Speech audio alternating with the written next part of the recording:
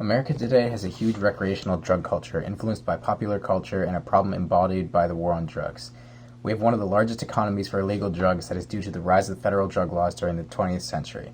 But to understand where these laws came from, we need to go back a bit further to the 19th century when drug use began to actually become an issue in our country. So drugs are a big thing in our country, and ever since all of us can remember, they have been labeled as bad, horrible things. However, there was a time in this country, well actually a long time, where drugs were completely legal and used by almost everyone.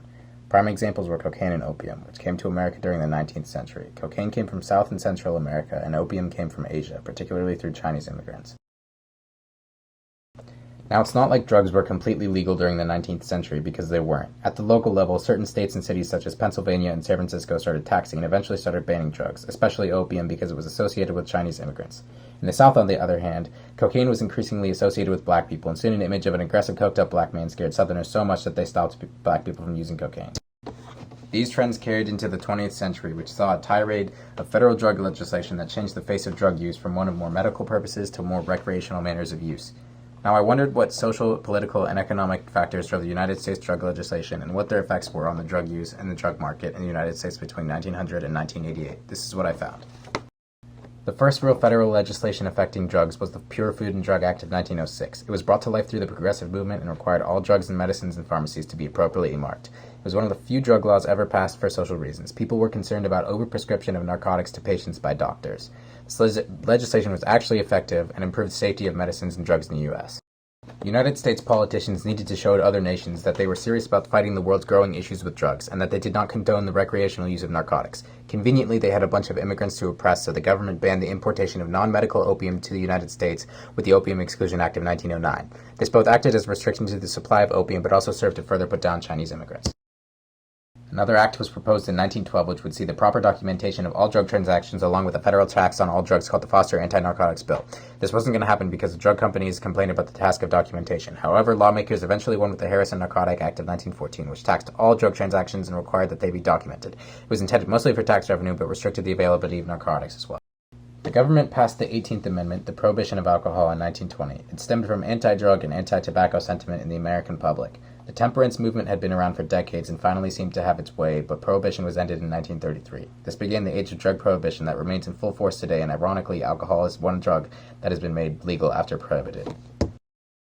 The government felt like it needed a drug-specific law enforcement, so it passed the Porter Act of 1930, establishing the Bureau of Narcotics with Henry J. Anslinger as its head. After several years, the Bureau turned on marijuana, which had been seen as a profitable plant for many and was going to be regulated by state governments until big corporations in the nation began to demonize the plant for threatening industries such as nylon and other petroleum-based products. The media said its effects included tendencies toward violent crime, which are ironic because the drug is known to have a sedative effect. The Marijuana Tax Act of 1937 was born by the creation of the marijuana problem by the media and the Bureau of Narcotics, requiring those selling the drug to register with the government and pay a tax on every transaction.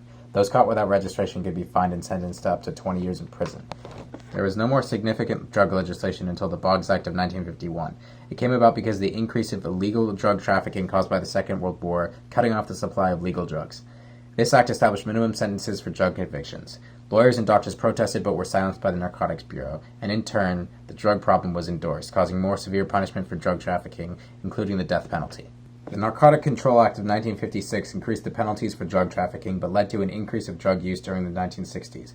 The more the drugs were restricted and people prosecuted and put in prison, the more the prisons prospered and the government gained money. This set up a precedent for the major trend of mass jailing for drug charges that persists today. Pictured here is Harlem drug lord Nicky Barnes. With the 1960s came the Vietnam War, which spawned a protest and rebellion from baby boomers who often took to drugs as a form of rebellion against tradition. Along with drugs the nation was experienced with, amphetamines and LSD surged in use. The Drug Abuse Control Act of 1965 amended parts of the Harrison Act, cutting the supply of amphetamines from pharmacies, creating illicit amphetamine trades that would lead to meth labs. When Richard Nixon took office in 1968, he named drugs as public enemy number one and began the modern drug war, beginning with the closing of 2,500 miles of the Mexican border, along with searches.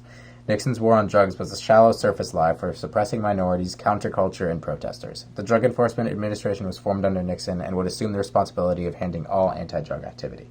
The Comprehensive Drug Prevention and Control Act of 1970 replaced the Harrison Act as the nation's prominent drug legislation, with federal law presiding over the states regarding commerce, and created the drug scheduling system. The 1970s saw the rise of South American drug cartels as well, and were becoming an ever-growing concern to the public because of the popularity of cocaine. It was very popular in the 70s, as was supplied by Colombian cartels with leaders like Pablo Escobar, the king of cocaine. When Ronald Reagan took office, he took action in reflection to the ways that Nixon did so, with strong law enforcement. Millions of people used cocaine in the 70s, and when its demand declined, the cartels moved to crack in the 1980s. The Comprehensive Crime Control Act of 1984 allowed drugs to be scheduled easily, and was a response to the new menace of crack cocaine in America. The Drug Abuse Act of 1986 imposed stricter penalties for drug violations, including 5 to 10-year minimum sentences for possession of crack or cocaine, along with minimum sentences for marijuana. At this point, the crack epidemic was firmly rooted in the United States, especially in low-income areas. This was a very dangerous drug that robbed many people of their lives, even the famous. Len Bias was a college basketball player who was destined for the NBA. His career was cut short at age 22 due to a cocaine overdose in 1986. Much like many other celebrities such as Jimi Hendrix, Bias died very young, and I'm pretty sure you could count him in the 27 club. Bias's death was widely covered by the media and is a perfect example of the kinds of events used to push drug legislation in the U.S. The Anti-Drug Abuse Act of 1988 pledged no surrender in the war on drugs and demanded absolute victory, worsening the penalties for offenses and condemning tens of thousands to prison at the cost of billions to the government. It was an amendment to the Drug Abuse Act of 1986, placing more mandatory minimums on prison sentences for cocaine and crack. It also pledged to stop the drug use by 1995, but failed. The 20th century cemented drugs as a recreational activity in the United States, namely the baby boomer generation. Since drugs became very illegal substances, the demand soared, and cartels rushed to see that demand fed. As soon as demand for one drug dropped, they would adopt a new one for sale. This is how the new drugs came into fashion, and how the drug economy always grows, because the demand for all kinds of drugs never goes away.